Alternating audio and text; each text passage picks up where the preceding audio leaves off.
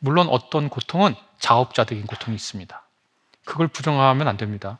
제가 죄송하지만 어떤 분이 와서 이런저런 일 때문에 자기가 욕기를 읽는다고 해서 왜 이러시냐 그러면 이런 일을 했는데 이렇게 되어서, 그거는 잘못한 거잖아요. 근데 왜 욕기를 읽어요? 그건 욕기를 읽을 게 아니라 잠을 읽어야 됩니다. 욕기는 잘못이 없어요. 내가 운전을 정규속도 지키고 차선 잘 지키고 시도 잘 지키고 가는데 갑자기 트럭이 와서 뒤에서 받은 거예요. 이분 잘못한 게 없는 게 아니라 잘했잖아요. 그런데 이런 고통이 욥에게 왔습니다. 하나님이 욥의 고통에 책임이 있네. 이게 도대체 왜 이런 거예요?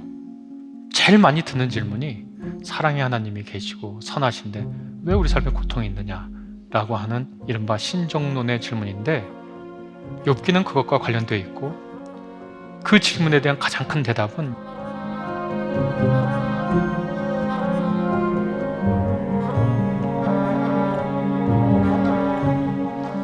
제가 그 지혜의 삶을 살 때 세 가지 차원이 중요하다고 그 말씀드렸고, 또 세 가지 관계가 중요하다고 그렇게 말씀드렸는데, 자기 자신과 맺는 관계, 그리고 내가 타인과 맺는 관계, 그리고 내가 비인간 생명체들인 동물들이나 하나님과 맺는 관계, 이게 중요하다고 그랬는데, 에덴에 살 때 그 관계가 완벽하거든요. 일단 아담은 하나님의 형상으로 지어졌다고 그러는데, 하나님의 형상이란 말은 쉬운 말이 아닙니다. 그것은 당시의 통치자들에게만 쓰는 말이거든요. 고대 근동세계에서는. 하나님의 형상이라는 말을 조금 요즘 너무 많이 써가지고 잘 느낌이 안 오신다면 제가 이렇게 번역해 보겠습니다. 신상이 있잖아요. 신을 조각해 놓은 상. 하나님의 형상이란 말이 신상이란 뜻입니다. 신상. 그러면 좀 생각이 다르시죠? 네, 느낌이 좀 달리 오시죠? 새로 나온 새 제품 신상이 아니라요. 그 신을 아는 신상. 아담은 자기 자신에게 괜찮은 사람이에요. 자기가 비교할 것도 없으니까 세상에서 제일 불행한 사람이 계속 끝없이 비교하는 거거든요. 바보 노름이죠. 그리고 하나님과의 관계, 좋습니다. 하나님하고 이제 에덴 동산 읽어가면서 살죠. 동물들 이름 붙여줘요. 너는 코각이니까 코끼리, 이렇게 이름 붙여줬다는 거예요. 그래도 혼자 외로우니까 하나님께서 하와를 창조하셨다 이렇게 얘기하고, 하와를 보자마자 야, 너는 내 살 중에 살이고 뼈 중에 뼈다 이렇게 얘기했다라고 이제 창세기가 알려주죠. 그 말을 현대어로 어떻게 번역할까 생각하다가 이렇게 번역해봤습니다. 이 안에 너 있다 이렇게 번역하면은 좀 적절한 번역 같더라고요. 그러니까 관계가 탄탄해요. 그리고 아담은 운도 좋게 먹을 것도 있고 집도 좋고, 집 살려고 10년 20년 직장생활 안 해도 에덴 동산이라고 하는 좋은 정원이 있죠. 에덴에서 네 강이 흘러내리는데 그 발원지가 에덴이다. 그러니까 에덴이라고 하는 낙원이 있는 거예요. 낙원이죠, 정말. 먹을 거 풍성하죠. 집 좋죠. 동물들하고 잘 놀죠. 이름 붙였죠. 이름 붙이고. 자기 자신하고도 관계 괜찮죠.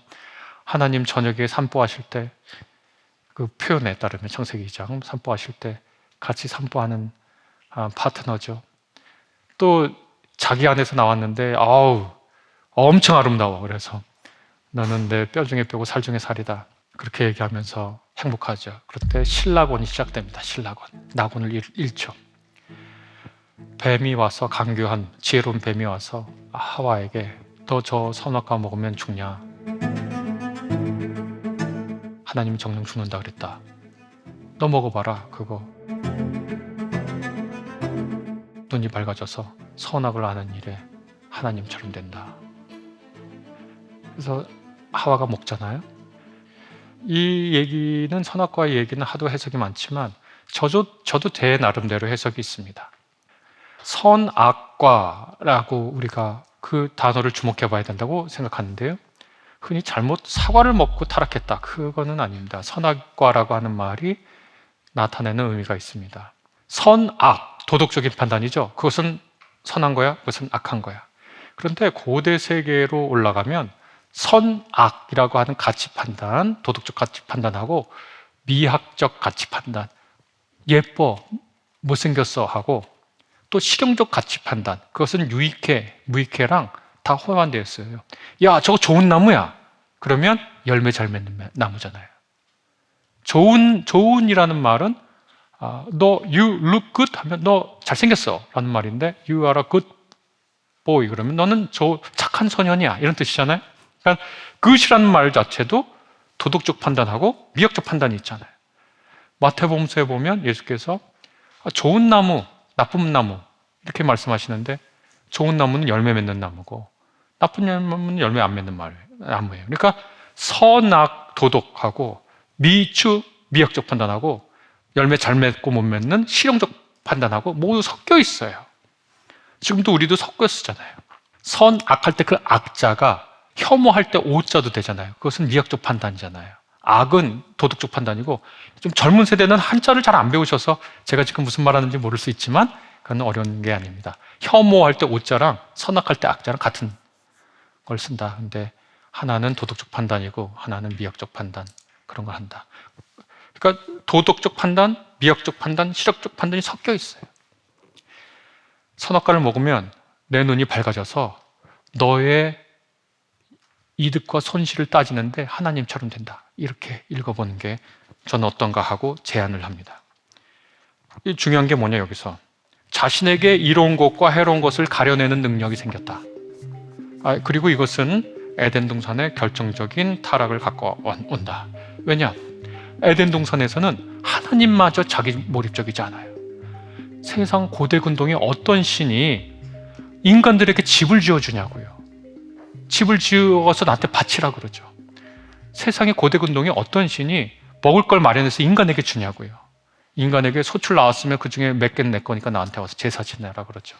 창세기 에덴 동산에서는 하나님마저 세계의 중심인 하나님마저 자기중심적이지 않아요. 참 우리가 믿는 하나님, 우리가 하나님, 사랑의 하나님이라고 고백하는 그 하나님은 고대 근동 세계에서는 정말 이해하지 못할 하나님이거든요. 창세기에 나와 있는 하나님은 하나님마저 자기 몰입적 이기성이 없어요. 그런데 뭐가 하나님께 좋고 나쁜지를 알지만 하나님은 자기 몰입적 이기성에서 벗어난 분이지만 선악과 곧 자신에게 이롭고 해로운 것을 가려내는 능력이 생긴 이 아담과 하와에게는 바로 수치심이 생기게 됩니다. 수치심이라는 건 뭘까요? 부끄러운 마음. 이것은 심리학자들에 따르면 자기의 잘못이나 연약함을 숨기려는 전략이라는 겁니다. 감정적 전략.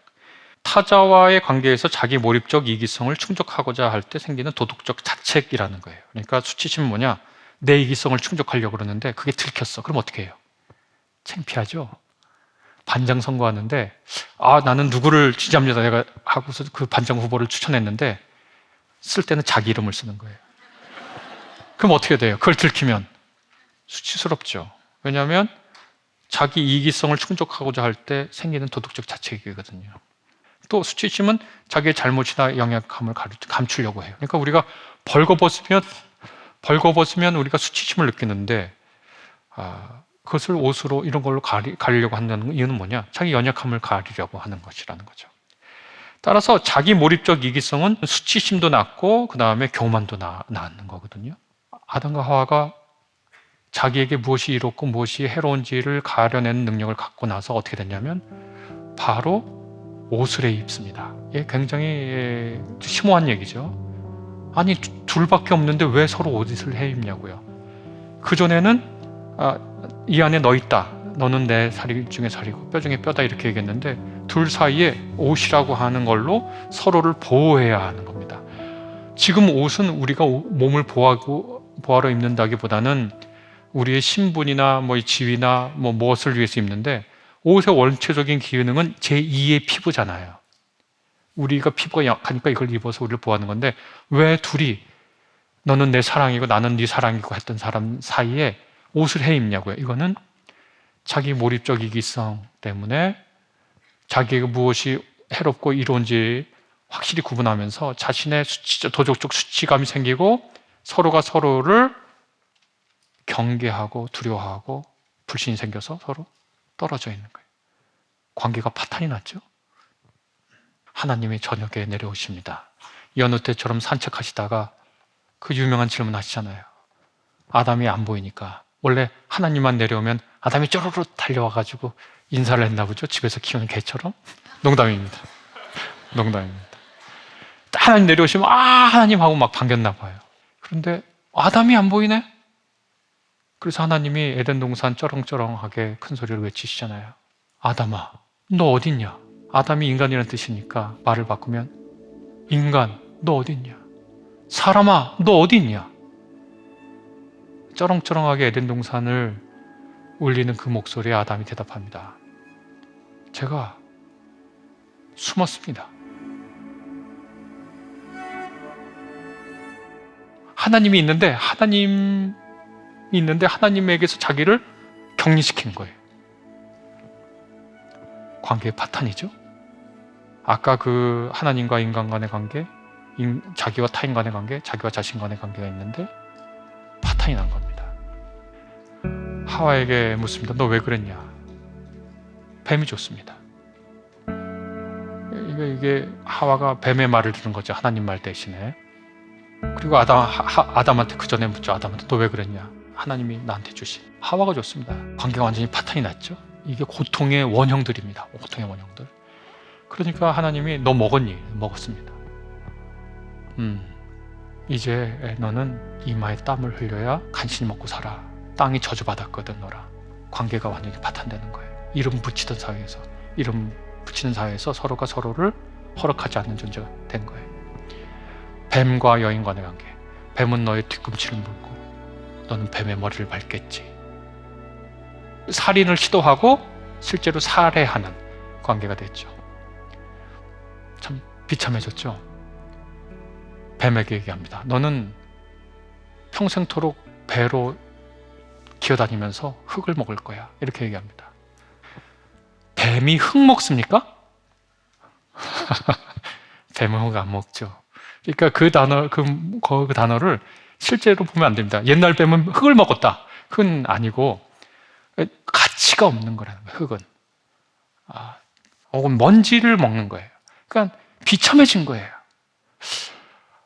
피조물도, 그러니까 동물들도 타락의 결과를 맞았고 가치가 하락한 거죠. 아담은 자기 아내와 인간과의 관계에서 파탄을 보고 자연과의 관계에서 파탄을 봅니다. 여성인 하와는 잔물 관계에서 파탄을 보고 이렇게 얘기를 합니다. 여성에게 너 아이 낳을 때 엄청 아플 거야. 그러면 제왕절개 하면은 그 곧 저주에서 벗어나는 건가요? 그게 그런 뜻이 아닙니다. 한 인간과 인간 사이의 가장 가까운 관계는 부부 관계라기보다는 엄마와 태아입니다. 한 인간 안에 인간이 들어있는 거잖아요. 그럼 제왕절개하면 그 고통이 사라지면 하나님의 그 고통의 현상이 사라지는 게 아니라 가장 가까운 관계에 가장 극심한 고통이 개입한다는 뜻이.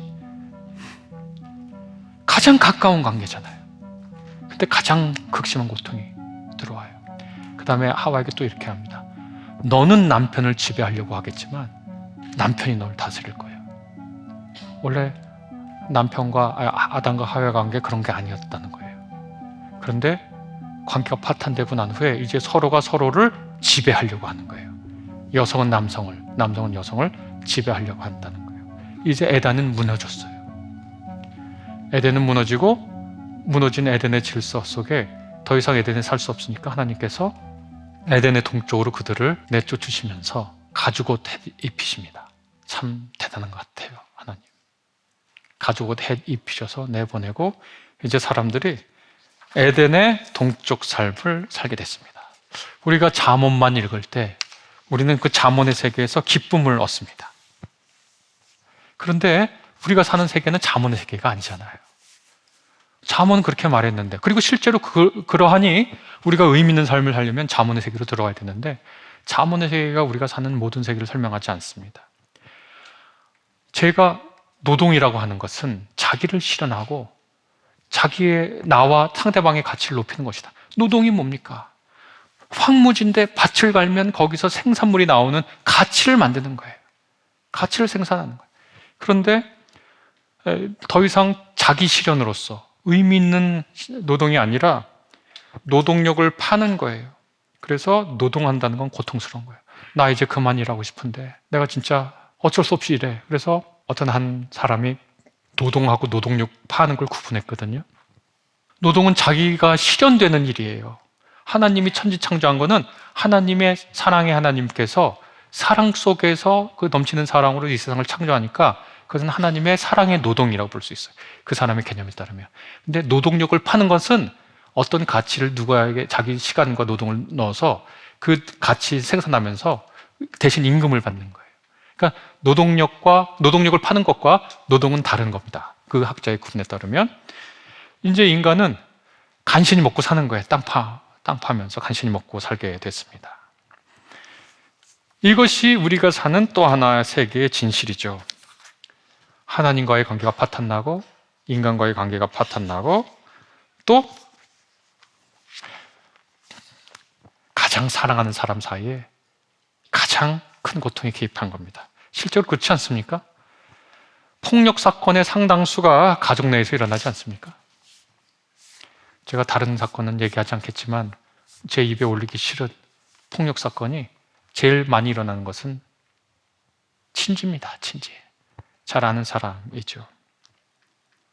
우리가 기쁨에 차서 우리의 창의성과 우리의 사랑과 우리의 기쁨이 있어야 할 그 노동이 어느 순간 노동력을 파는 것으로 대체됐습니다. 삶이 핍절하죠. 제가 이거를 노동이라고 생각합니다, 지금. 근데 노동력을 파는 거라고 생각하면 안 오죠. 얼마 안 줘요. 네, 이건 편집해 주세요. CBS 사장님한테만 보여주시면 되겠다. 오늘 나올 때 저한테 그 얘기를 했습니다. 제 아내가. 당신은 가서 말씀을 전하라고, 잘. 그 힘을 받고 나온 거지 노동력을 팔려고 하면 나오지 않죠. 집에 있는 게 더 편합니다. 그게 다 무너진 거예요. 그러면서 느닷없는 고통의 세계에 옮게 됩니다.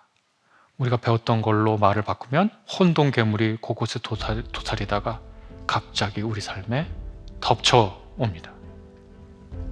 제일 많이 듣는 질문이 사랑의 하나님이 계시고 선하신데 왜 우리 삶에 고통이 있느냐라고 하는 이른바 신정론의 질문인데 욥기는 그것과 관련되어 있고 그 질문에 대한 가장 큰 대답은 예수님의 십자가와 부활 사역이 있거든요. 그것은 다음에 하고 오늘은 욥기만 하도록 하겠습니다. 욥기는 기원전 한 6세기에서 5세기경에 기록되었을 거라고 아마 추정을 합니다. 언제 했는지는 몰라요. 잠언을 전통적 지혜라고 한다면 욥기는 회의적 지혜 혹은 반성적 지혜라고 얘기합니다. 잠언이 이 세상이 지혜로 창조되어서 질서가 있고 사람은 그 질서를 알 수 있으며 질서의 심화와 확장에 참여해서 기쁨과 즐거움을 얻고 시편 1편에 있는 말씀처럼 의미 있는 노동의 현장에 들어가면 시냇가에 심은 나무처럼 곱고 풍성한 가지, 싱싱한 잎, 풍성한 열매를 맺는 삶을 말합니다. 잠언은 의미 있는 삶. 그런데 반면 욥기는 이 세상이 지혜로 창조되었다는 사실은 동의하지만 사람이 과연 지혜를 알 수 있을까? 이 삶의 전모를 알 수 있을까? 라고 묻고서는 그렇지 않다고 대답합니다.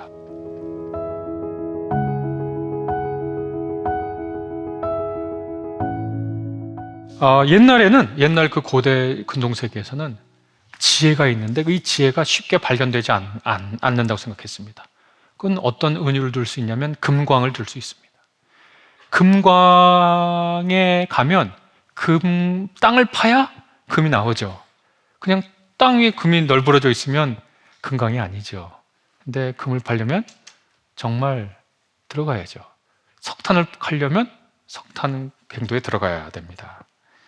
그래서 지혜도 그렇게 귀하고 얻기 어려운 거기 때문에 아주 인간이 갈 수 없는 깊은 곳에 숨겨놨다고 생각했거든요. 그래서 예를 들어 깊은 바다 시면에 지혜가 있고 온갖 노력을 다해서 가다한 일부가 그 지혜를 얻었다. 이렇게 생각하는 말들이 많았거든요. 근데 욥기는 어떻게 얘기하냐면 28장 14절에 깊은 바다도 나는 지혜를 감추어 놓지 않았다 하고 말한다. 넓은 바다도 나는 지혜를 감추어 놓지 않았다 하고 말한다. 이렇게 얘기했습니다. 욥기를 쓴 분은 지혜로 이 세상이 창조되고 하나님께서 이 세상을 지혜로 만드셨지만 도무지 알 수가 없다. 이 세상은 그렇게 말하는 겁니다. 잠언의 말도 많고 욥기의 말도 많습니다. 이게 욥기랑 잠언이랑 왜 다른가요? 아니요, 나중에 가면 다 통합이 됩니다. 그런데 표면적으로 이렇게 달라 보일 뿐이죠. 잠언과 같은 전통적 지혜를 수없이 접했을 욥기의 저자가 왜 이렇게 말했을까? 그것은 난데없이, 이유도 알 수 없이, 까닭도 없이, 영문도 없이 삶에 들이닥치는 고통 때문이죠. 고통 때문입니다. 욥은 대다수의 구약학자가 문학 작품으로 보는데요. 잠언도 어떤 분들은 욥이 실제했다고 생각하는 분도 있지만 대부분의 구약학자들은 욥을 문학 작품으로 욥기를 보는데, 잠언도 문학 작품이고 전도서도 문학 작품이니까요. 우리 다 아는 게 지금 지혜 문학이니까. 욥기는 잠언적 지혜의 절정에 있는 한 사람을 소개합니다. 욥이라는 사람. 욥 1장 1절에서 3절을 보면 이렇게 되어 있습니다. 우스라는 곳에 욥이라는 사람이 살고 있었다. 그는 흠이 없고 정직하였으며 하나님을 경외하며 악을 멀리하는 사람이었다. 그에게는 아들 7과 딸 3이 있고 양이 7천, 낙타가 3,000마리, 겨리소가 500쌍, 암나귀가 500마리, 그러니까 겨리소가 500쌍이니까 1,000마리 있다는 거죠, 소가. 종도 아주 많이 있었다. 종, 하인들도. 그는 동방에서 으뜸가는 부자였다. 이렇게 기록되어 있습니다. 그러니까 잠언 41장 생각해 보시라고 제가 그랬잖아요. 잠언할 때. 현응한 여인이 아침부터 저녁까지 씩씩하게 모든 일을 다 하고 막 무역선에서 음식 구해오고 막 한 손으로는 물레 돌리고 한 손으로는 실 뽑고 막 부동산 투자도 하고 막 이런 여인이 집안을 장대하게 일으키는 것처럼 욥이 딱 그렇잖아요. 근데 이분은 아주 훌륭한 분이고, 그래서 정말 7기둥 이상을 지은 것 같은 느낌이 든단 말이죠. 아주 이렇게 잘 됐는데 이분이 또 교만하지 않고 어떻게 했냐면 부모 자식 관계도 좋아요. 어떻게 됐냐면 생일 때 날마다 돌아가면서 잔치를 했다는 거예요. 그거 쉽지 않은데 돌아가면서 잔치를 하고, 가족의 생일이면 각 집을 돌아가면서 잔치를 벌였고, 잔치 다음날 어떻게 했냐, 욥이 다음날 잔치를 다 벌이잖아요. 그러면 사람들을 불러놓고 잘 먹은 다음에 다음날 아침 새벽에 일어납니다. 그리고 자신이나 가족이 혹시 흥에 겨워서 교만한 생각을 했을까봐, 야, 이거 이렇게 해가지고 크게 소출을 얻었는데 그때 내가 생각을 참 잘했지, 이렇게 자기 입으로 죄를 지을까봐, 그런 게 있을까봐 자기도 모르게 아침에 새벽에 일어나서 하나님을 향해서 자식의 수대로 제사를 올렸어요. 혹시라도 불경한 생각, 말을 했으면 용서해 주시라고. 이것뿐만 아니라 그는 정말 잠언적 지혜를 구현한 인물처럼 주변 사람들도 넉넉하게 좋았어요. 제가 한번 읽어보겠습니다. 자, 욥기 29장 12절에서 17절의 말씀입니다. 내게 도움을 청한 가난한 사람들을 내가 어떻게 구해 주었는지, 의지할 데가 없는 고아를 내가 어떻게 잘 보살펴 주었는지를 자랑하고 다녔다. 왜냐하면 많이 했으니까요. 죽어가는 사람들도 내가 베푼 자선을 기억하고 나를 축복해 주었다. 야, 이거 참 고마운 말 같아. 어떤 사람이 목숨을 다하면서 내가 살 동안 욥 그 어른한테 참 돈 많이 받았지, 그분한테 내가 죽더라도 꼭 고맙다는 말 전해주시게 하고 이렇게 돌아간 사람이 많았다는 거잖아요. 과부들의 마음도 즐겁게 해주었다. 늘 정의를 실천하고 매사를 공평하게 처리했다. 그 다음에 나는 앞을 못 보는 이에게 눈이 되어주고 발을 저는 이에게 발이 되어주었다. 궁핍한 사람들에게는 아버지가 되어주고 알지도 못하는 사람들의 하소연도 살펴보고서 처리해 주었다. 생명부지인 사람도 이렇게 처리해 주었다는 거예요. 그 다음에 더 훌륭한 말도 있습니다. 악을 행하는 자들의 턱뼈를 으스러뜨리고 그들에게 희생당하는 사람들을 빼내어 주었다. 이분이 올곧은 사람이에요. 그리고 자기가 무슨 실수했을까 하나님 앞에서 겸허하게 살려고 하고 최대한 있는 힘 다해서 이웃 도왔고, 가난한 사람들 아버지도 해주고, 여기까지만 끝나고 불의한 일이 있을 때 나는 이만큼의 사회적 역할 다 했지, 내가 그 권력자랑 맞서고 싶지 않아, 이렇게 하지 않고 불의가 있으면 찾아가가지고 턱뼈를 으스러뜨리고 그들에게 희생당하는 사람을 빼내주었대요. 참 정말 좋잖아요. 이분은 부럽기도 하고 그렇게 되고도 싶잖아요. 그런데 하루는 천상회의가 열립니다. 이 천상회의는 하늘에 있는 하나님께서 회의를 열고 거기서 이런저런 일을 하나님의 아들들과 환담하시는 장소인가 봐요. 천상회의라고 하는 개념이 있거든요. 하나님 다 주재하시고 여기저기서 하나님의 아들들이 세상의 일들에 관해서 말을 하는데, 하루는 하나님의 아들들이 하나님 앞에 섰는데 사탄도 그들 앞에 서게 됐습니다. 사탄이라고 하는 것은 고발자입니다. 그래서 어떤 학자는 하나님의 아들 가운데 사탄의 역할을 하는 사람이 있고, 그러니까 우리가 뭐 중대장, 부대장, 소대장처럼 역할을 하는 사람이 있고, 검사도 검사가 저 역할이지 그 사람이 뭐 다른 사람 저 고소하고 감옥에 넣고 싶어가지고 환장한 사람이 아니잖아요. 역할을 하는 거예요. 그러니까 역할을 한다고 생각한 사람이 있고, 아니면 사탄이라고 하는 하나님의 통치를 방해하려고 하는 사람, 존재다 이렇게 생각하는 사람도 있고, 여튼 간에 사탄이라고 하는 존재도 그 자리에 참석했습니다. 근데 딱 회의에 참석하니까 사탄이 두루 돌아다니다가, 세상을 두루 돌아다니다가 천상에 딱 참석했더니 하나님이 욥을 사탄에게 자랑해요. 참 하나님 어떻게 보면 귀여운 것 같아, 느낌이 맨 처음에. 그러니까 이렇게 본 중에 욥이 진짜 자랑스러운 거예요. 잠언적 지혜의 온전한 구원자니까 너무 자랑스러워서 이렇게 얘기합니다. 사탄 오자마자, 너 내 종 욥 봤니? 이 세상에는 그 사람처럼 흠이 없고 정직한 사람 없다. 그렇게 하나님을 경외하고 악을 멀리한 사람 없다 하고, 하나님이 사탄한테 욥 자랑을 해요. 마치 나 시계 샀다? 이거 느낌 비슷한 것 같고, 야 우리 집에 100점 맞았다? 이 느낌 같은 거예요. 그래서 야 이거 참 귀엽게 썼다 이런 느낌을, 귀여운 것 같아 제 느낌에. 그냥 그렇게 했는데 하나님이 욥을 자랑하니까 사탄한테, 사탄이 고발자의 역할을 맡고 있잖아요. 사탄이 이렇게 말합니다. 개역개정에 따르면 욥이 까닭없이 하나님을 경외하겠습니까? 새 번역은 이렇게 번역합니다. 욥이 아무것도 바라는 것 없이 하나님 경외하겠습니까? 이게 바로 하나님과 사탄이 논쟁하고 욥을 고난으로 몰아넣은 첫 번째 질문입니다. 그리고 제가 이전에 하나님을 대할 때 우리가 두 가지 잘못된 극단이 있다. 하나는 하나님을 도구로 생각하고, 다른 하나는 하나님 맹목적 순종하는 건데, 욥의 그걸 보고 사탄이 한 말은 뭐냐?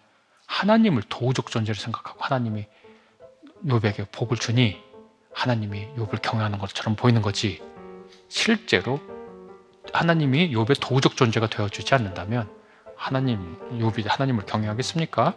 그러면서 이렇게 얘기합니다. 주님께서 그와 그의 집과 그가 가진 모든 것을 울타리로 감싸주시고 그가 하는 일이면 무엇에나 복을 주셔서 그의 소유를 온 땅에 넘치지 하지 않으셨습니까? 이제라도 주님께서 손을 드셔서 그가 가진 모든 것을 치시면 그는 주님 앞에서 주님을 저주할 것입니다. 이렇게 얘기합니다. 까닭없이 하나님을 경외하겠습니까? 득될 거 없는데 하나님을 경외하겠습니까? 아무런 이익 없이 하나님을 경외하겠습니까? 손해보는데 하나님을 경외하겠습니까? 하나님 기도 들어주지 않는데 하나님을 경외하겠습니까? 여러 말로 할 수 있겠죠? 우리가 배운 말에 따르면 자기 몰입적 이기성을 하나님이 도와주지 않는다면 하나님 경외하겠습니까? 라고 얘기하는 거죠. 이것은 사탄이 욥을 두고 한 말이지만 실상 우리 모두를 향한 고발과 같습니다. 너는 대가 없이 하나님을 경외하는가?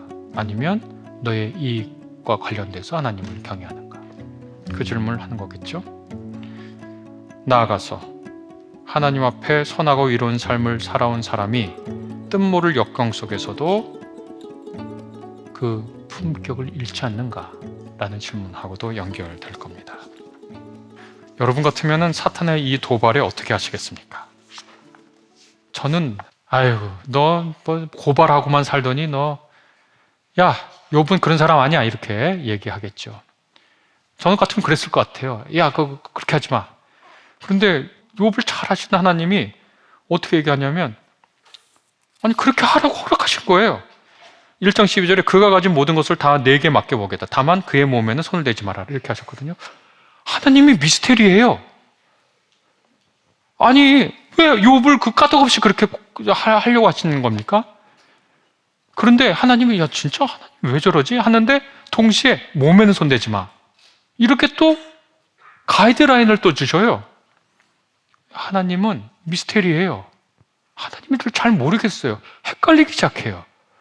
그러니까 그 전에 하나님은 욥을 보면서 자랑할 만큼 하나님이 욥을 자랑할 만큼 하나님은 욥을 정말 좋아했어요. 근데 사탄이 와서 그 말을 했다고 내가 좋아하는 애인데 그걸 그렇게 고통을 맞게 한다고요? 그러면 너무 이상한 것 같은데 야 근데 그 사람 몸엔 손대지 마? 이건 또 뭐냐고요. 이해하기가 어려워요. 그리고 여러분이 아신 대로 이 하늘회의 이후 천상회의 이후 소, 나귀, 낙타, 양떼, 일꾼, 약탈자에게 뺏기거나 벼락으로 잃고 마다들 집에서 잔치 벌일 때 광풍이 불어와서 집이 무너져서 모든 사람이 다 애들이 다 죽었어요. 자기 아이들이. 욥에게는 잘못이 없습니다. 그는 하늘회의의 결과도 알지 못하고 안다 해도 돌이킬 능력도 없고 욥은 난데없이 고통을 당한 거예요. 왜 그런지 몰라요. 우리는 알아요. 하늘에서 천상회의가 있었구나. 근데 욥은 전혀 몰라요. 인간이 당하는 고통은 그의 개인적 언행과 상관없이 옵니다. 느닷없이 올 수 있습니다. 물론 어떤 고통은 자업자득인 고통이 있습니다. 그걸 부정하면 안 됩니다. 제가 죄송하지만 어떤 분이 와서 이런저런 일 때문에 자기가 욥기를 읽는다고 해서 왜 읽으시냐 그러면 이런 일을 했는데 이렇게 되어서 그거는 잘못한 거잖아요. 근데 왜 욥기를 읽어요? 그건 욥기를 읽을 게 아니라 잠언을 읽어야 됩니다. 욥기는 잘못이 없어요. 내가 운전을 정규속도 지키고 차선 잘 지키고 신호 잘 지키고 가는데 갑자기 트럭이 와서 뒤에서 받은 거예요. 욥은 잘못한 게 없는 게 아니라 잘했잖아요. 누구보다도 잘했잖아요. 그런데 이런 고통이 욥에게 왔습니다. 하나님의 고통에 욥의 고통에 책임이 있네. 이게 도대체 왜 이런 거예요? 도대체 알 수가 없습니다. 하나님이 사탄과 대결해서 자기가 사랑하는 욥을 이렇게 내준 게 이해가 되지 않아요. 그러나 욥은 아들 재산을 잃었다고 했을 때는 아무 말 안 하다가 아들들 다 잃었다 그러니까 그때 욥이 일어나서 이렇게 얘기합니다. 이때 욥은 일어나 슬퍼하며 겉옷을 찢고 머리털을 민 다음에 전형적인 장례할 때 하는 그 모습입니다. 겉옷을 찢고 머리털을 밀고 머리를 땅에 엎드리면서 경배했다. 그리고 이렇게 말했다. 알몸으로 어머니 자궁에서 나온 이 몸 알몸으로 돌아가리라. 주신 분도 주님이시요 가져가신 분도 주님이시니 주님의 이름을 찬양할 뿐입니다. 이렇게 욥은 이 모든 어려움을 당하고서도 죄를 짓지 않았으며 어리석게도 하나님을 원망하지 않았다. 어리석게도 하나님을 원망하지 않았다. 이 한 문장은 정말 너무 힘들게 합니다. 하나님을 원망하는 것은 어리석은 일이구나. 이런 일을 당해도. 어떻게 생각하십니까? 가능한 일인가요? 여하튼 욥은 그렇게 버텼어요. 내게 주어진 것도, 내게 가져가는 것도, 사라진 것도 다 이게 하나님의 주권 안에 있는 일이니 하나님을 찬양한 내 입으로 하나님을 원망하지 않겠다. 이렇게 욥이 말한 거죠. 아마 우리들은 이 얘기를 들으면 이거 말이 안 돼 이렇게 생각할지만 예수님 당시에 스토아 철학자라고 하는 사람들한테 욥이 이렇게 했다 그러면 스토아 철학자들은 욥을 위대한 인물로 얘기했을 겁니다. 스토아 철학자들은 고통을 당할 때 이렇게 교훈합니다. 첫째, 고통은 인간 삶에 불가피하다. 고통은 예어지은 현상이 아니라 편만한 것이다. 그렇게 얘기할 겁니다. 스토아 철학자는 첫 번째. 둘째, 외부의 고통과 내면을 구분해라. 이렇게 얘기할 겁니다.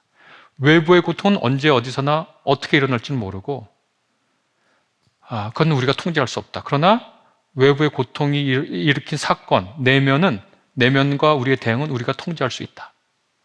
그러니 고통의 결과를 두고 화내기보다는 삶의 일부로 수용해서 평정심을 유지하며 주어진 상황에 이치 있게, 도리 있게 행동해라. 이렇게 가르치거든요, 스토아 철학자들이. 그리고 그러한 능력을 계속 쌓는 내면의 덕을 쌓아 아파세이아, 곧 불안정한 정념이나 열정에서 놓인 자유의 상태에 이르러라. 이렇게 얘기를 하는데 아마 이 스토아 철학자들이 욥의 이 행태를 봤으면 저 사람은 참 훌륭한 분이다. 이렇게 얘기했을 것 같습니다. 그러나 우리 같이 일상적인 사람은 그렇게 보기가 참 어렵죠. 그런데 욥의 이 행동은 우리에게 몇 가지 깨달음을 주긴 합니다. 그것은 뭐냐면 욥이 자기의 성공과 자기의 실패를 모두 자기 삶의 노력과 연결짓지 않는다는 데 있습니다. 그리고 이것은 기독교 신앙인이 가져야 할 근원적인 태도 하나를 얘기합니다. 하나님을 경외하고 산다고 하는 것은 뭐냐면 성공을 자기의 노력의 결과로 생각하지 않는다는 데 있습니다. 그러니 실패도 자기의 탓으로 돌리지 않을 여유 공간이 생기는 거죠. 그래서 오늘날 능력주의 자들에게 기독교인들은 능력주의에 정반대에 서 있습니다. 능력주의는 자기가 노력한 것이 자기에게 성공의 결과로 왔다고 주장하는 겁니다. 거기에는 감사가 없습니다. 자기 노력의 결과인데 어떻게 감사합니까? 청소하시거나 가르치거나 교수가 학생 가르치는 건 마땅한 일인데 교수에게 와서 교수님 감사합니다. 목사님이 설교하는 일은 당연한 일인데 목사님 설교 감사합니다. 왜 감사해요? 능력주의 세계에서는 자기가 할 일 한 건데 감사가 없어지는 거거든요. 근데 욥은 그 상황 속에서도 삶을 긍정합니다. 주신 분도 하나님, 거둬가신 분도 하나님, 나는 이 삶을 놓지 않겠습니다. 하나님 찬양합니다. 이 말을 바꾸면 뭐냐면 자기에게 느닷없는 고통이 일어나도 자기의 삶 전체를 부정하지 않는 겁니다. 이것이 자문적 지혜의 최고봉에 올랐던 욥이 우리에게 알려주는 것이죠. 프리드리 니체는 기독교를 많이 욕했지만 욥을 보고는 아마 한마디 욕도 못할 겁니다. 니체는 그런 얘기를 했거든요. 고통으로부터 구원받고자 노력하는 대신 그것을 통해 심오해져라. 이전의 너와는 다른 너를 만들어라. 변화해라. 이렇게 얘기했는데 욥은 고통에서 구원받기를 청하기보다는 그를 통해 심오해지는 길을 택하는 것 같습니다.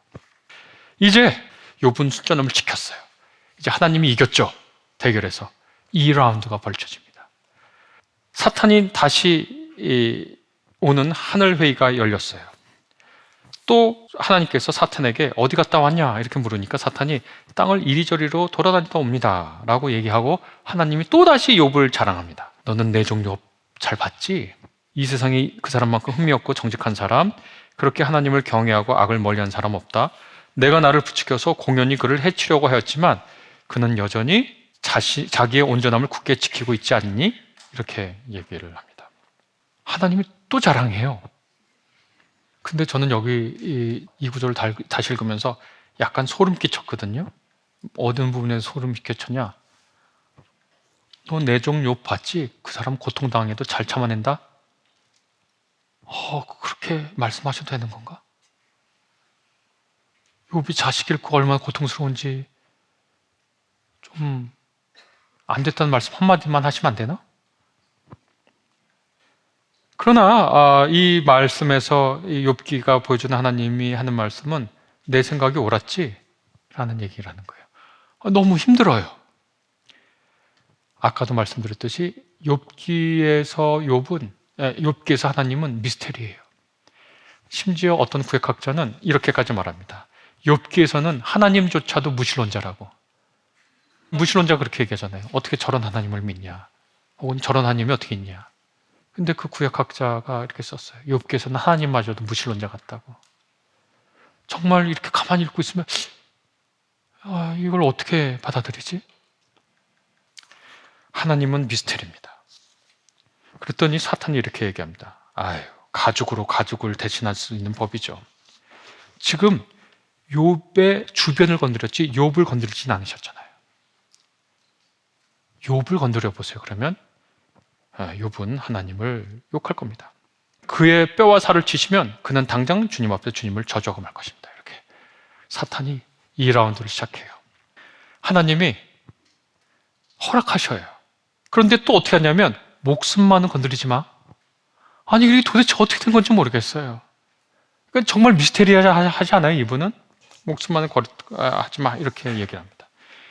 욥의 몸에 악성 종기가 납니다. 그래서 욥은 마을 밖으로 나가서 재를 뒤집어 쓰고 옹기조각으로 잿더미 위에 앉아서 옹기조각으로 자기의 몸을 긁습니다. 이것이 피부병 때문에 가려워서 긁은 것인지 아니면 슬픔을 표현하는 일종의 자해 행동인지 알 수 없습니다.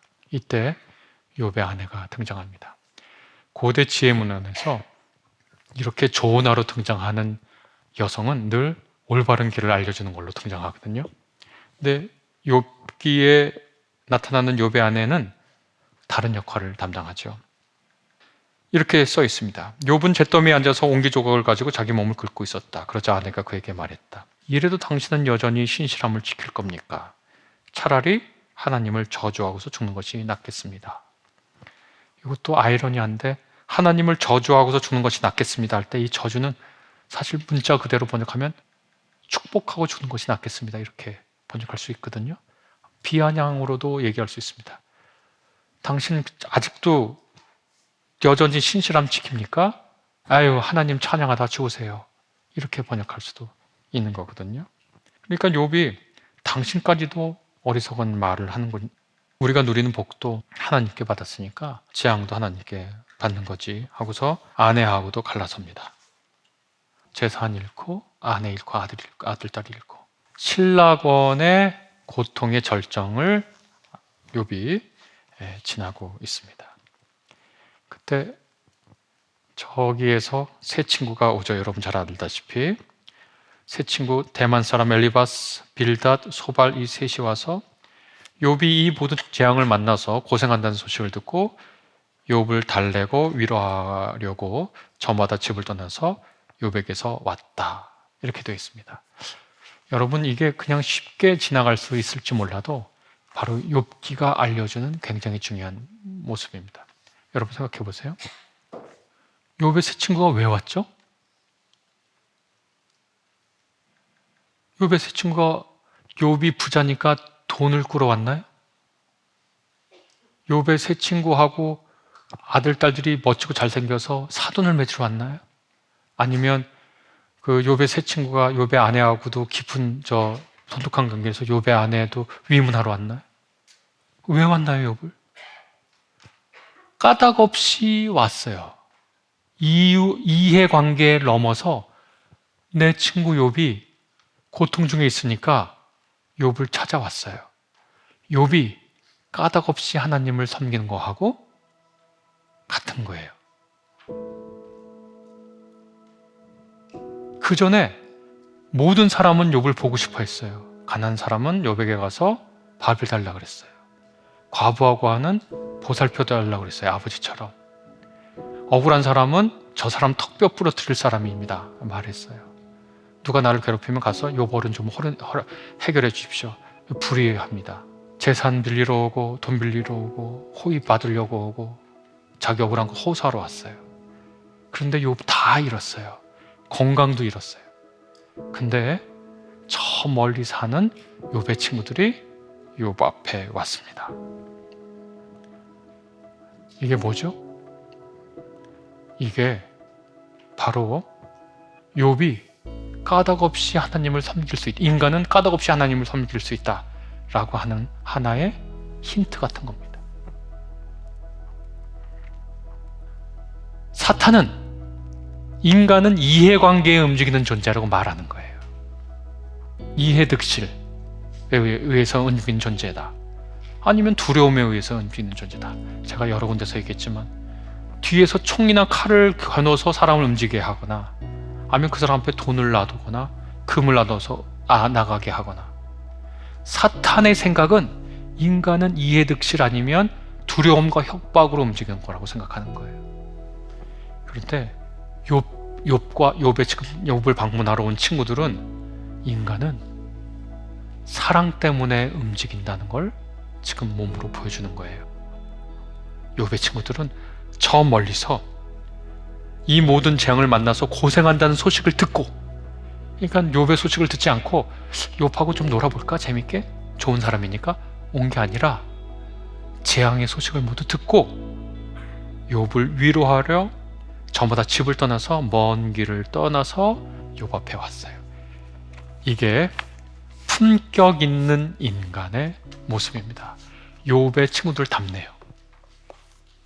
욥의 친구들 다 와요. 근데 이렇게 이어집니다. 그들이 멀리서 욥을 보았으나 그가 욥인 줄 알지 못하였다. 그들은 한참 뒤에야 그가 바로 욥인 줄 알고 슬픔에 못 이겨 소리내어 울면서 겉옷을 찢고 또 공중에 티끌 날려서 머리에 뒤집었었다. 이게 장례식에서 하는 행동하고 비슷합니다.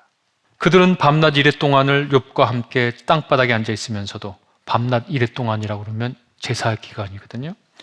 욥이 겪는 고통이 너무나도 처참하여 입을 열어 한마디도 할 수 없었다. 이게 장례식 가면, 유대인들 장례식 가면 상주가, 상을 당한 사람이 입을 열기 전에 그 조문객은 입을 먼저 열지 않습니다. 근데 우리가 욥기 하면 이 세 친구들 욕하기 바쁩니다. 욥 와서 고통 줬다고, 막 괴롭혔다고. 그런데 1장과 2장과 3장까지 있는데 그 1장과 2장, 3장은 산문으로 되어 있는데 거기에 있는 욥의 친구들은 욥을 괴롭히지 않습니다. 1장, 2장이죠. 1장, 2장에서는 그 산문으로 되어 있고 3장부터 37장까지는 운문으로, 시로 되어 있는 거거든요. 거기서는 욥과 욥의 세 친구가 격렬한 논쟁을 벌이면서 싸우지만 1장, 2장, 3문에까지의 욥의 친구들은 그냥 고통당하고 완전히 그 사람 건강 잃고 아내와 헤어지고 자식 다 죽고 재산 다 없다. 그 말을 듣고 이제는 욥하고 친구하지 말아야 되겠네. 가 아니라 그 고통의 소식을 듣고 가서 자기 친구 욥을 보니까 눈물이 나서 눈물을 흘리면서 다 어떤 일도 안 하고 밤낮 1회 동안, 7일 동안 욥과 함께 땅바닥에 앉아서 아무 말도 안 하고 욥 옆에 있었습니다. 이게 친구죠. 그리고 고통 중에도 하나님을 향해서 원망의 말 하지 않는 것, 그게 바로 욥입니다. 욥기 1, 2장의 메시지는 사실 그거예요. 욥은 끝까지 순전함을 유지합니다. 만약에 욥기가 이렇게 2장으로 끝났다 하더라도 욥기는 나름대로 의미는 있었을 겁니다. 인간은 이해 득실 관계없이 하나님을 섬길 수 있구나. 인간은 이해 득실과 두려움, 협박 외에 감동과 사랑과 친절과 걱정과 배려와 위로로 인간은 살아가는 존재구나 로 교훈을 얻을 수 있을 겁니다. 그런데 욥기를 더 심오하게 하는 것은 3장부터 나오는 욥과 세 친구의 대화이죠. 그리고 그 후에 하나님이 나타나신 겁니다. 3장부터 산문이 음문으로 넘어가면서 글의 장르만큼이나 이 급격하게 내용도 바뀝니다. 이 욥과 세 친구는 마치 법정에서 서로 고발하고 변론하듯 고발하고 변론하고요. 나중에는 욥이 하나님을 법정으로 불러드립니다. 우리 그 신정론이라고 아까 말했던 거, 하나님이 선하고 전능하시고 우리를 사랑하시는데 왜 우리에게 고통이 있는가? 나는 별다른 일 없이 살았는데, 애써 살았는데 왜 내 삶에 이런 고통이 닥치나?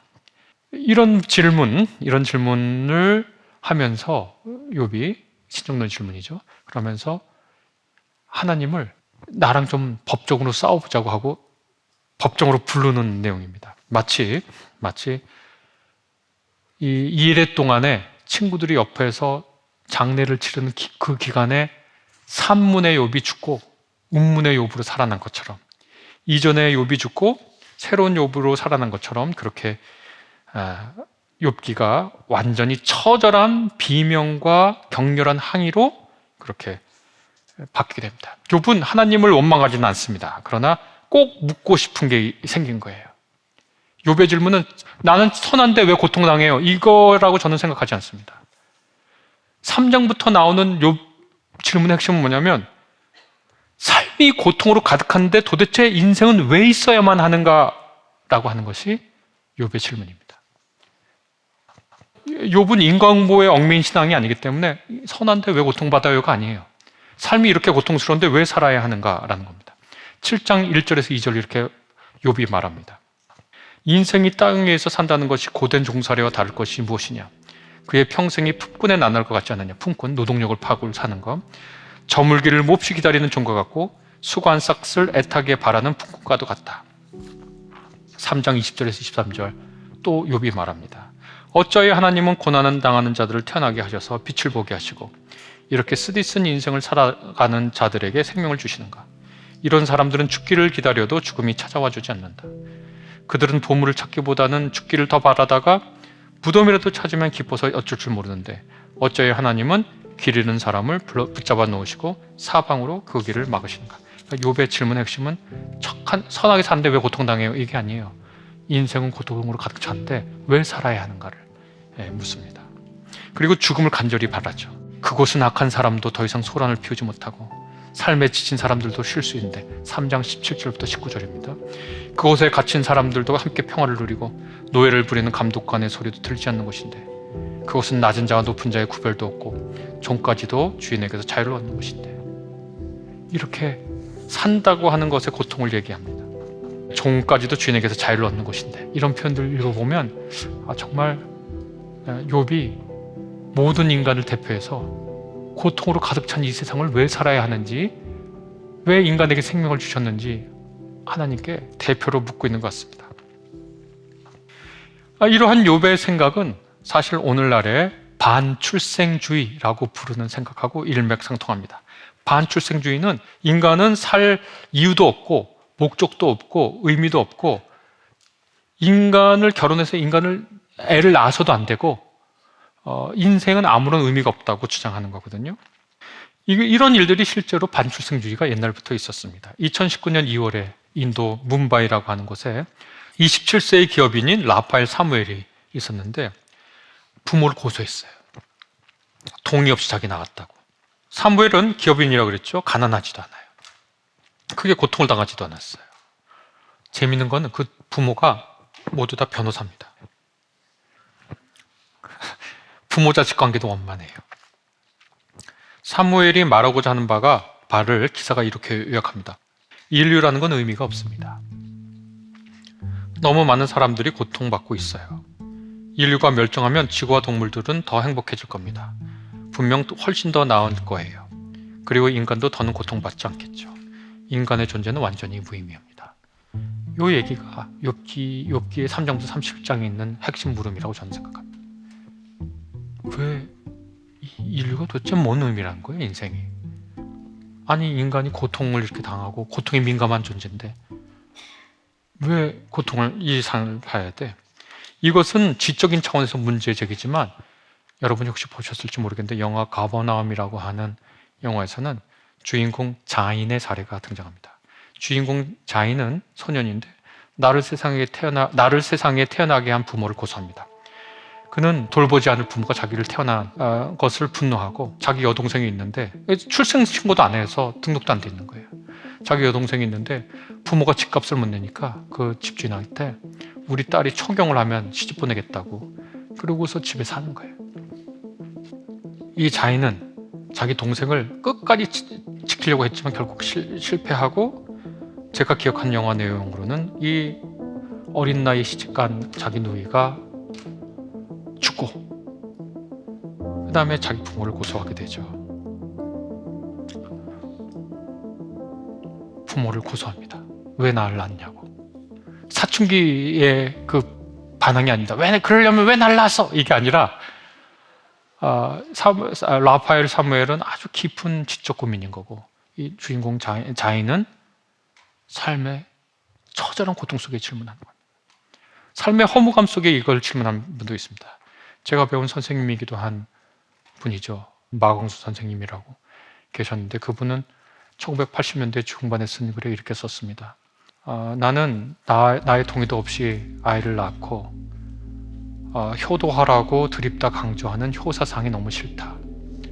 자식은 그저 애완용으로 키워야 한다. 이렇게 했습니다. 요즘은 개 보고도 애완용이라고 그러면 욕을 먹는데 그때 40년 전이니까 반출생주의. 욥기가 계속 그걸 묻고 있습니다. 인간은 도대체 왜 이렇게 살아야 되냐고. 이 고통 중에 왜 살아야 하냐고. 내가 뭘 그렇게 내가 잘못해서 고통을 주는 건 좋아. 왜 이렇게까지 고통을 주냐고. 왜 이렇게까지 하냐고. 그게 욥의 질문입니다. 친구들은 계속 얘기합니다. 고통에는 원인이 있고 그것은 네가 몰라도 하나님 앞에 죄 지은 거라고 흠결이 있다고 계속해서 그렇게 말합니다. 그렇게 해봐야 해결되는 문제는 해결되는 건 없고 욥의 고통만 계속되죠. 그러나 욥은 절대로 그래 내가 모르는 무슨 죄가 있겠지 하고 뒤로 물러서지 않고 끝까지 남아서 하나님께 묻기로 합니다. 27장 3절에서 6절 보면 내게 호흡이 남아있는 동안은 하나님이 내 코에 불어넣으신 숨결이 내 코에 남아있는 한 내가 입술로 결코 악한 말을 하지 않으며 내가 혀로 거짓말을 하지 않겠다. 나는 결코 너희가 옳다고 말할 수 없다. 나는 죽기까지 내 결백을 주장하겠다.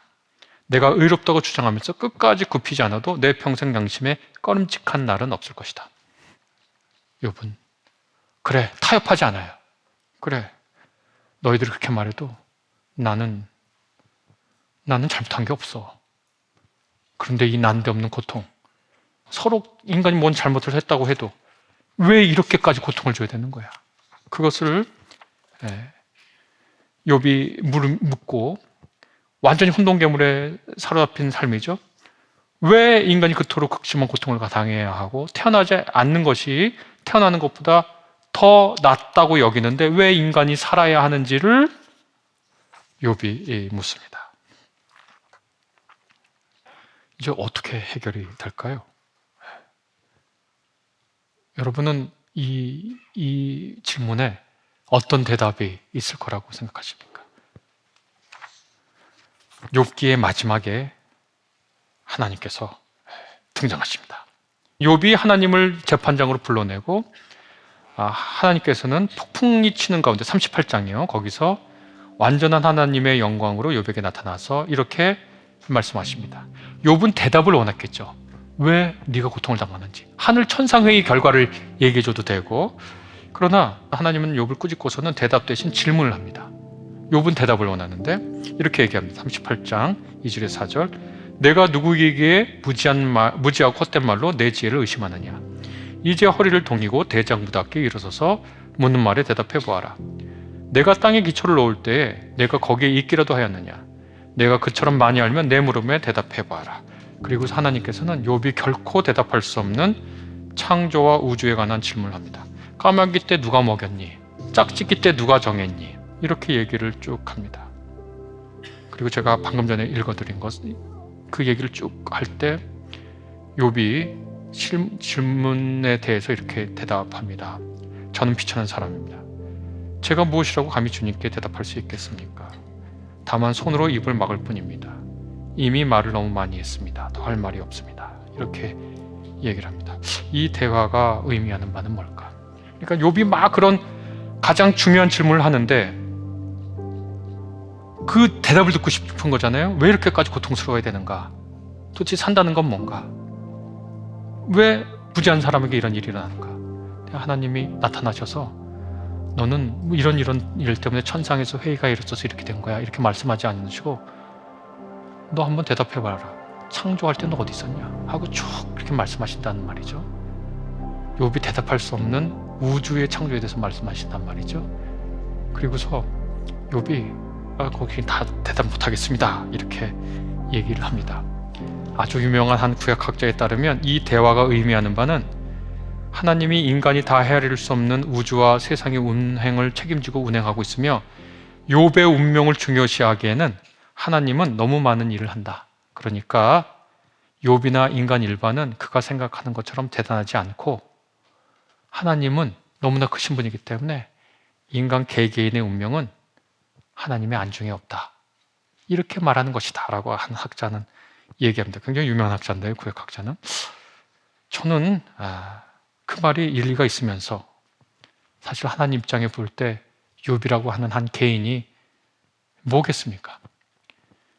그런데 저는 생각을 달리합니다. 이 장면에서 가장 중요한 게 뭐냐? 여기서 제일 중요한 게 뭐냐? 하나님이 욥 앞에 나타났다는 겁니다. 욥은 여러 질문을 했지만 제일 중요한 사실은 뭐냐면 욥에게 제일 중요한 사실은 뭐냐면 하나님이 욥 앞에 나타났다는 겁니다. 욥의 고통은 여전하지만 그는 하나님이 계시다는 걸 봤습니다. 박완서라고 하는 분이 한 말씀만 하소서라는 책을 썼는데 그 내용이 자기 장성한 아들을 잃은 얘기예요. 교통사고로 잃고 매일 기도한 거죠. 한 말씀만 하라고. 그 말이 어떤 말이라도 좋다는 거예요. 밥 먹었니? 너 어제 잠 잘 못 자더라. 야, 이제 기도 좀 그만해라. 그런 기도.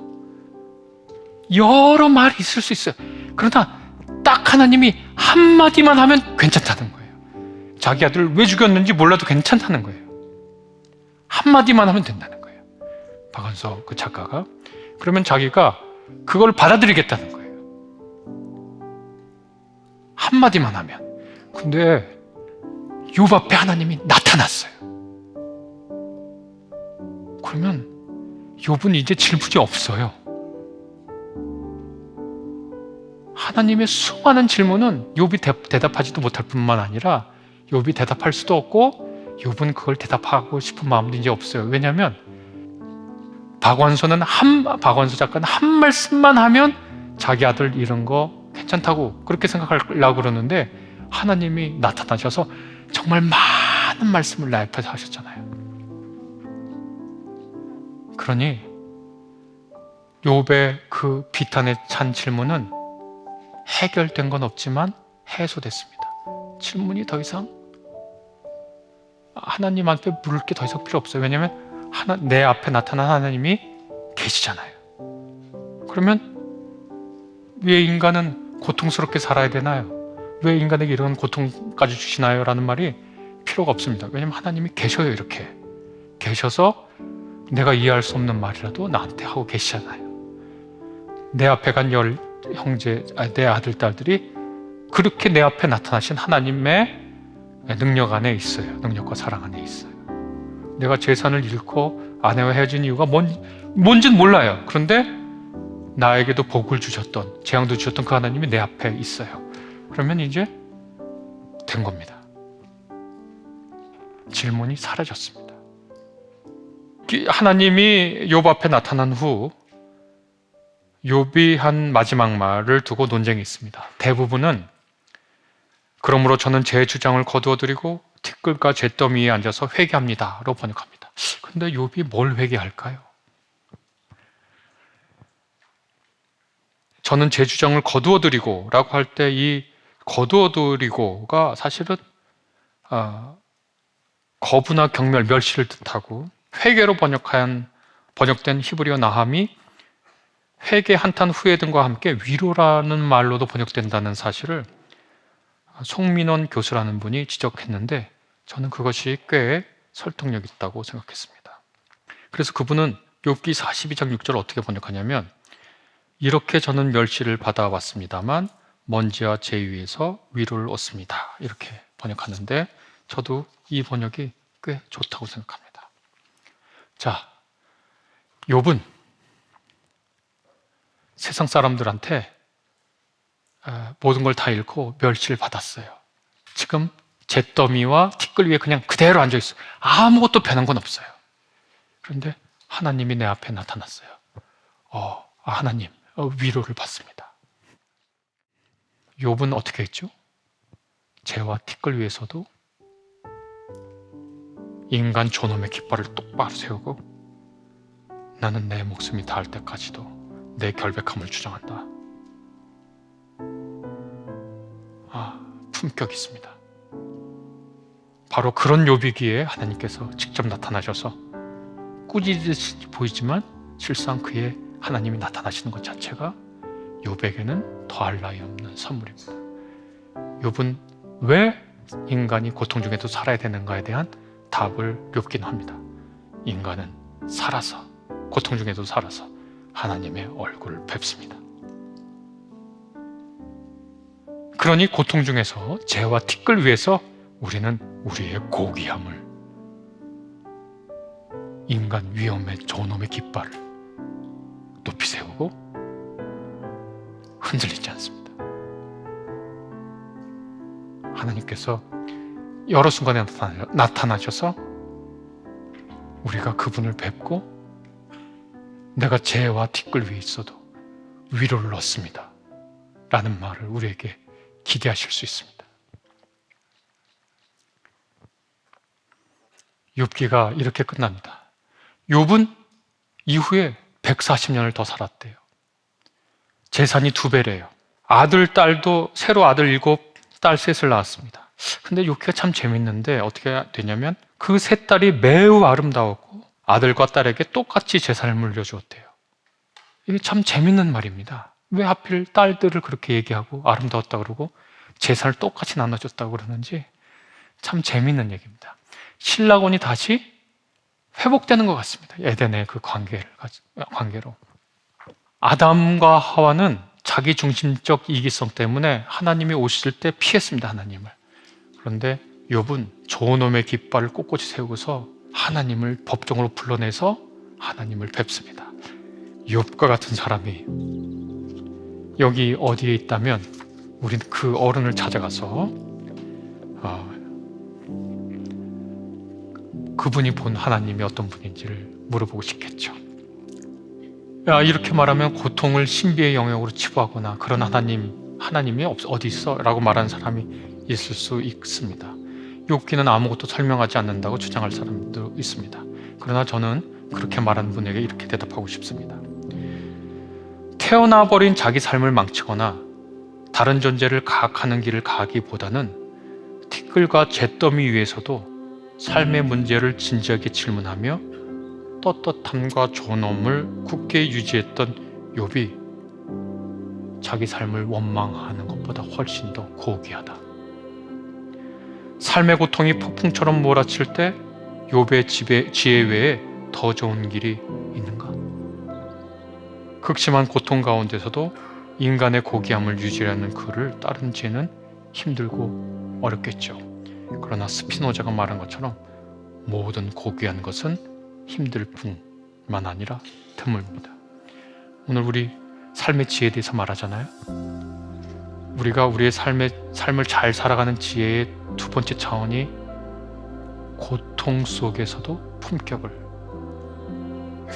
유지하는 겁니다. 욥처럼. 감사합니다.